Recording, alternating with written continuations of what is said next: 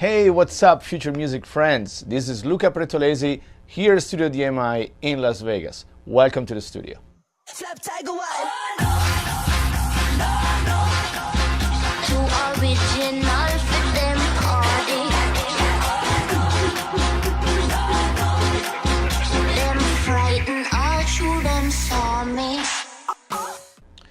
Working with Major Lazer is always fun. After many records, couple of albums, even production for other artists. We did Snoop Lion together and other records. It's interesting to see how the combination of different sounds, different culture, and different style of music can really work together. But now my job is a little challenging because I need to mix this together. So the mix down process of this song today to original, it's not exception. It's a big room song, 128, with dancehall sound, effects, crazy arrangement, put all together. So I'll be happy to show you a little bit more the way I approach from the real beginning of this mix. The entire studio is based on a hybrid setup. It's a mastering console with mixing and mastering gear in one place, on the sweet spot. Stereo bus process in the middle, mixing on the left, mastering on the right. Very straightforward.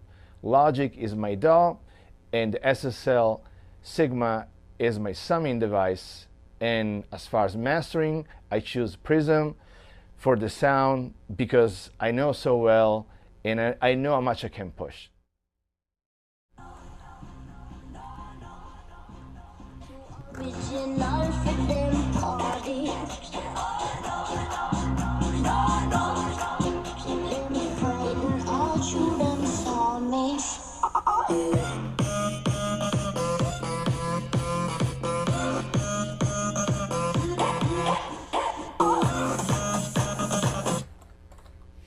When I received the stems from Diplo for this track, I realized there was a lot of cool materials there, but little lost in the mix. And the rough had a weird low end keep going through the whole tracks. It was like some sub frequencies, almost like a steady sound that to me was kind of pushing the mix down a little bit. And my approach was to make the low end right from the beginning, specifically on the kick drum, and have everything groove around that part. So I have other percussions just feel right, sit on the kick, and eventually the rest of the song. On the rough that I'll play for you, there's almost like a long 808 keep going that you can hear here.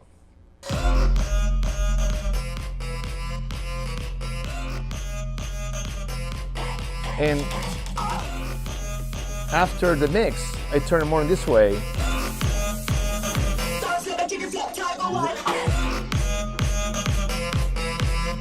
Instead of, the concept for me was, okay, let's take one of the elements of the kick, let's make an enhancement of movement with sidechain, but let's get rid of all the low end that we don't need and just keep what we really need. So checking the stems and specifically on the kick drum, I realized there was one part, kind of like a sub low end kick, that was lost, and I did some EQing and cleaning this part using a little bit of distortion, get rid of the tail of the kick, and some extreme EQing and a normal compression, and just give this more space on the mix. Check it out. Without, I feel we have a lot of body but not much movement. That was kind of like my idea as far as the kick drum. The overall drum mix of this track is divided on 4 buses. That's the way it's not only inside of Logic but also outside of Logic, hitting my summing device and outboard gear. And almost like opposite of a pop song where you try to glue all the drums together, or like an R&B track or something you try to have a solid sound. My point on this, I want to have a lot of separation where the hi-hat, the snare, all the percussion, they have the really own space. The only things I want to glue together really well was the kick and the long 808 that we decided actually to give some movement, some groove. Clap and snare, they're not traditional. They're hit on with a kick and I decide to find a space for the clap and the snare to cover very distinct frequency area. So check it out. This is the clap EQ, this is the snare EQ. Essentially, they're gonna cover the opposite space. And in some way, they just move together with the kick. Let me play just the drum side of this.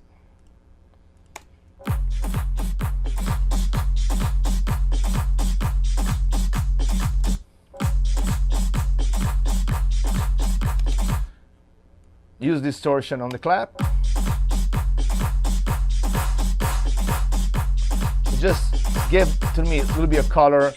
I like to blend together, so to parallel a little bit, to give a little bit of distortion, saturation on the top, and just blend with a clean one.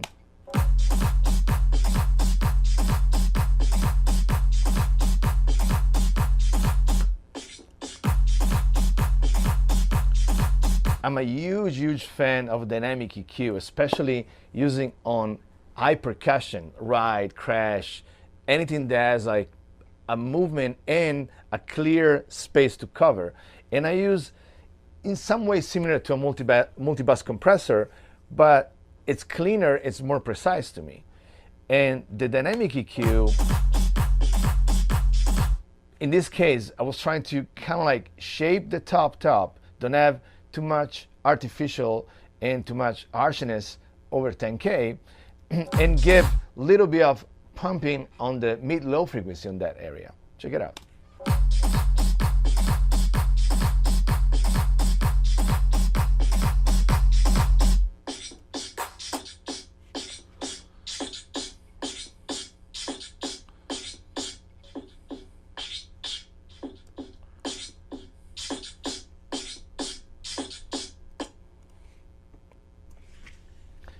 As far as the outboard gear on the percussion, I used my old 1978 Rasmus piece of console. It's a sidecar, that's the way we call it. And it's a 4-channel that has a very distinctive sound. It's almost a natural compression. With overloading a little bit the input, I'm able to push drums and just get a little bit this natural clipping, almost breaking, but on the sweet spot, not going total distortion. Let me show this piece of gear. This is the Rasmus 4-channel sidecar. So we used to have a 20-channel mixer based on this console, which is a 1978 console, very unique because back then it was like probably $30,000 in the late 70s, used by Nirvana for the first album. Very raw, very aggressive, not the best sounding piece of gear to treat vocal or reverb, but for drums, that's my sound. And we used to mix on this console, again, 20 channel. I always find myself to use 4 or 6 maximum, so we cut it. And we make this little guy with a nice recap and new power supply. And what I do, mostly I just treat my bus, and I divide on 2 bus, the high percussion and the low percussion. And I use, the main part of this to me is the initial gain. So the gain, how it get into on this console, it's very unique because it has a saturation, they never breaks. It gives almost like a natural compression. And the frequency on the EQ, which is a very simple EQ, it just allows me to control what part I want to get saturation. And let me play for you what these 4 channels are doing right now.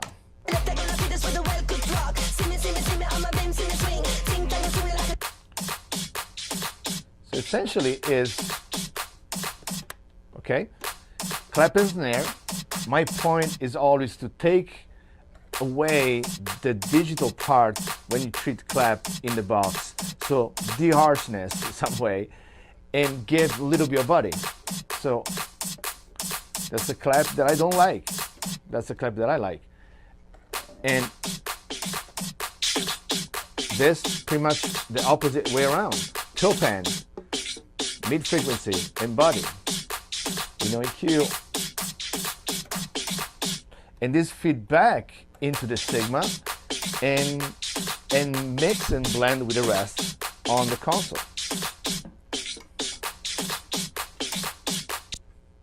There we go.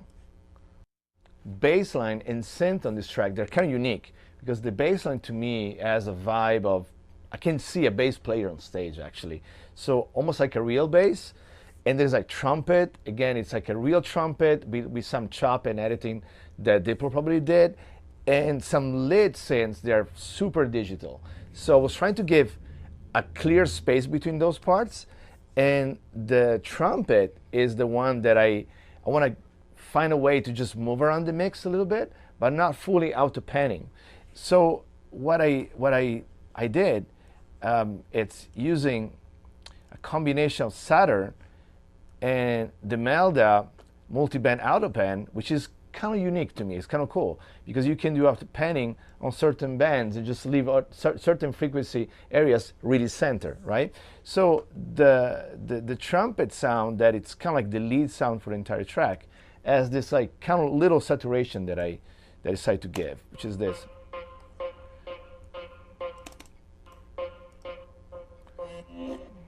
This kind of like mid-rangey and adding the panning.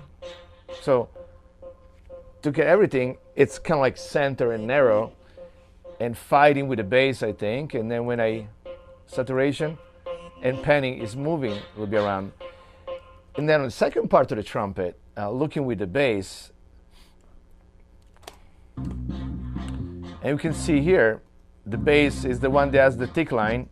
So the bass, it's very clear, it's covering that area. It has a peak, it's a E, so it's like those 80 hertz that absolutely don't want to have any crossover point on this area with the trumpet. And now the bass is right in the middle, and the trumpet, after a K, you start to move around.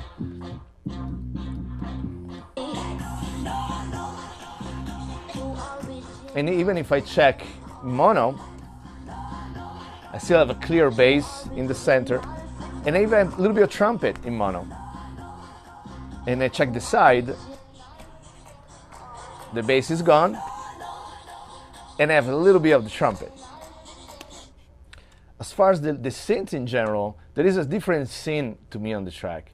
One is the verse with the hook, and the other one is the drop. They're very different. So it's almost the hook, it's almost like a building part into the drop.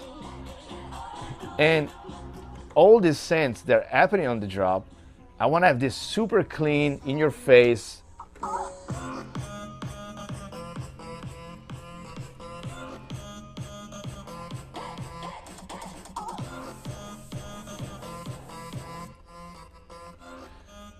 There is a multiple synths to achieve this, and there is a combination of side chaining on certain synth, just transient on others. And that actually was a great idea on the production side of this mix. I had some editing, I know it's a production, it's almost an additional production work for me, but it was a way to create space, let the compressor breathe a little bit before the drop. And the guys at Major Lazer, they love it, so we keep it this way. And check the combination of the lead synth.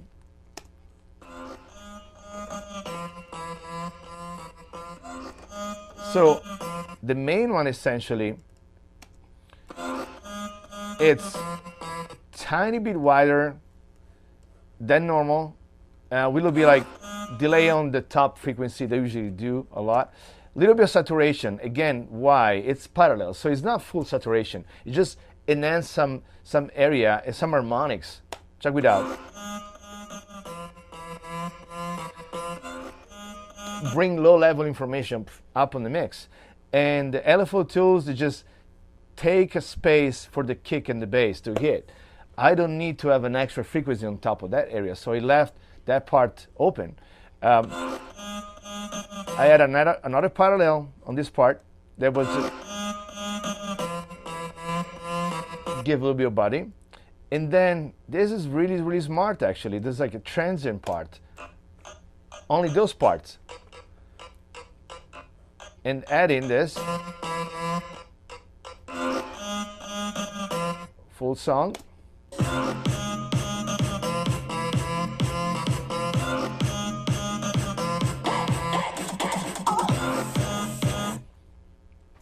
As far as the horns, they're like kind of like the main part of this mix. As far as like taking the almost a dancehall vibe, I had to use a piece of gear that most of the time I use on kick drums, which is the Neotech. That in this case, I cannot find nothing better than this. And I used in the past exactly the same for the same purpose on an old Snoop Lion song, and I like the sound that has this like horn, and I kind of like replicate the same on this track.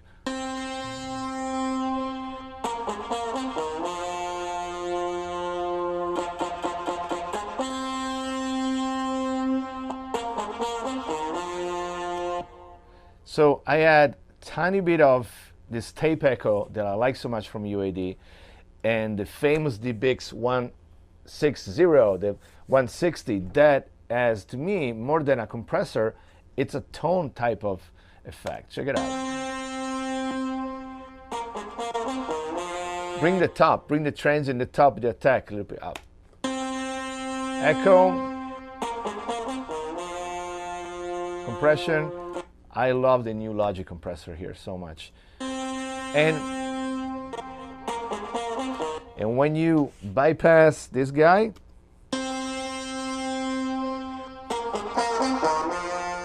the life goes away. And then if you bypass the entire chain plus this with a mix,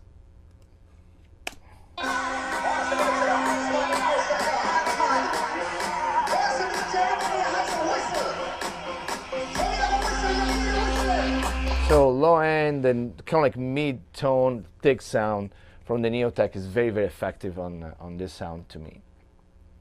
Let me show you a little bit more about piano on this track. The track has a very cool, unique piano that I decide to just don't touch it, just leave it like that.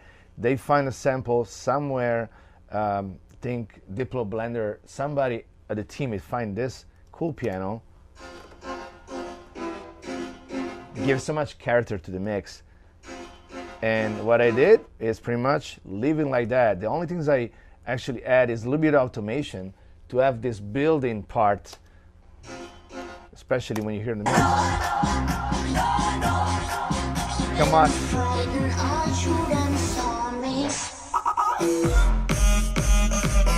And pretty much every time on this track, the story is there's always this build-up before the drop where I want the compressor to breathe. So there's this point where I try to take away some parts and just have compressor reset and just hit. So in general, all the piano, all the like more old sounds, they have a very gentle approach, not overmix something that already has the right sound. You're gonna see a lot of automations, and people say, why you do these automations? Because I'm sending all this track to analog gear, so I don't wanna send empty parts to bring noise up on the mix. So I try to keep a mix very clean. That's why you see all this automation through the mix. Vocal on this track, it's a combination of 3 vocals. It's an elephant that she has this very characteristic, unique tone, Jovi, and actual piece of live audio from Major Lazer show that Wash of Fire did on the intro. So those are kind of like the vocal element on the track. And once again, I didn't over process too much, but I decided to do some parallel processing and add a little bit of tape delay, a little bit of color, and just have the vocal float and just move around the mix. Versus we have other instruments that are very punchy and very defined on the mix. I want to have the vocal to just go, again, kind of like float around the mix. So checking Jovi that I did a little bit of this parallel processing. Too original for them party. Too original for them party.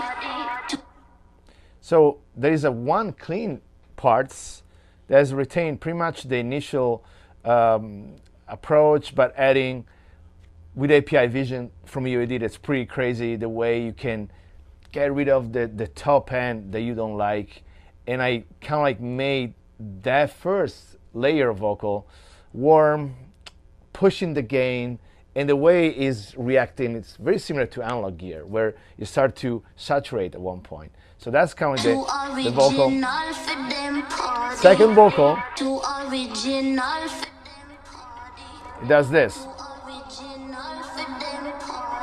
He has this kind of like, that was, I was talking about floating around the mix, was this part.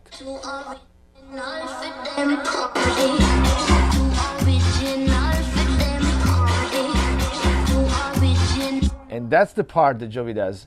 And then we have a verse. The verse, it's very different. See me rocking live, going tribal style. Dance like a chicken, flap tiger wild. Flap tiger wild. There's nothing better than Tube Tech CL1B. And I think it's juice make a goddamn strong. See me rocking live, going tribal style. Dance like a chicken, flap tiger wild. Flap tiger wild. Baba juice make a goddamn strong. Compression. Baba juice make a goddamn strong. See me rocking live, going tribal style. Dance like a chicken. Add a little bit of color of the Neve 31102, which is, to me, I'm never going to use actually as an EQ. To me, it's more like a tone type of EQ. And in this case, the Lazer really work well. Bring mid-low frequency up.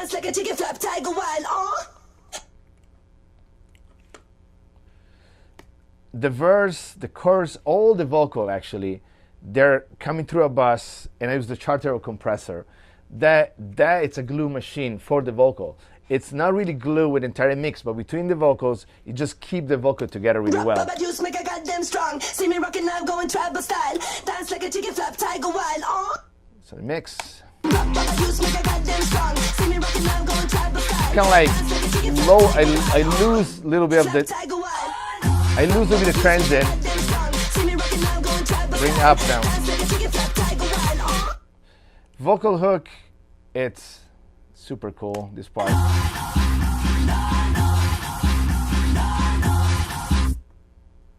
There is some effects, and once again, I decide to use my parallel chain for this.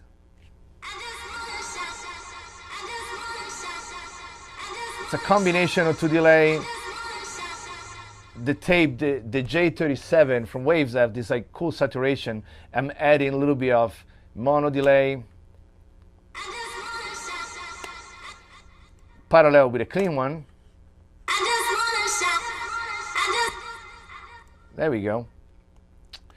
The vocal, once again, has a lot of pieces that they cover different area, from the intro to these little drops that we have here.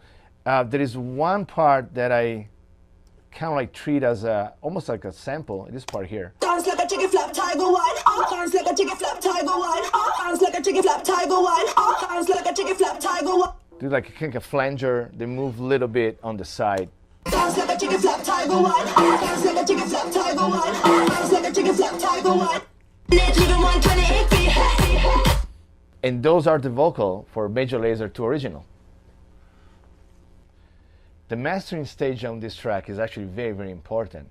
Once again, a lot of low end, so I don't want to change on mastering the groove that I had on the mix. The mastering in this case was more to refine and just make everything sounds right, loud, but no over process. No, I don't want to hear over compression, over limiting on this track. So as usual, when I have the luxury to do mastering on my own mix, it's a final stage of my mix. Since I mix into a console, I'm able to start to insert my master at the end. I make a decision. I do make a decision in the beginning as far as the level of compression and EQ, then I mix into that. So this track actually had a very, very clear idea. I want to have like a slow compression for the first compressor, for the Maslake, to just kind of like give a tone and have a slow attack. You allow me to don't kill the transient and let the track breathe. And that's what I did on this one. And then I have the second compressor doing exactly the opposite. Just do a fast attack. It's a VCA compressor, so it's very fast. and just kind of like compensate between the two. And a stereo bus EQ that I make a decision in the beginning just to give a little bit of clarity, take away information that I don't need. From there, I did my part of mastering. Most of the parts, very important parts actually, is the master EQ.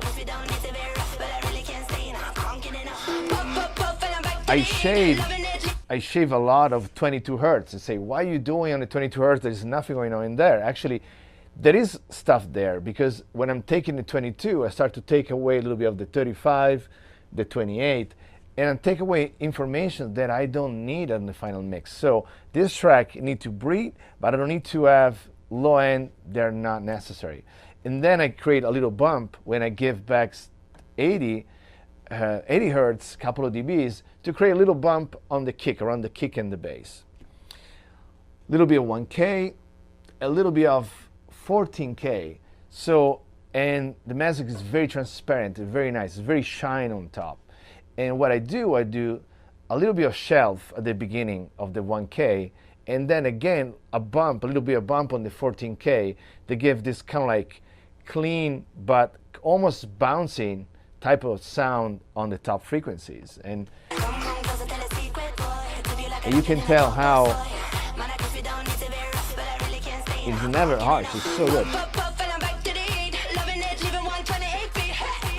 EQ followed by the backs EQ, that in this case I usually use the backs filtering when I have something to filter. Again, this mix was so on point as far as that I don't need to do anything as far as high pass, low pass, just a tiny bit. But what I did, I push a lot of this top 18K that again, it's almost 5 dB, but 5 dB at 18, this means that I'm taking a little bit of the 12, the 14, the 15, and just give a little bit of this crisp but nice top end. A little bit of 300 to give back, and then my analog brick wall limiter that I love so much. It's essentially a way for me to hit the converter with a little bit of clipping, but still retain dynamic and transient. As far as the console, as usually do, I try to keep mono up to 300 hertz, so I don't have nothing going on the low end, and I open tiny bit the stereo whip to be a little bit wider. Filter a little bit at the top, and this is the final result on Major Lazer 2 Original. All right, guys, it was great to have you here in the studio today. I love future music. This is Luca Pretolesi, a Studio DMI. See you next time. Bye-bye.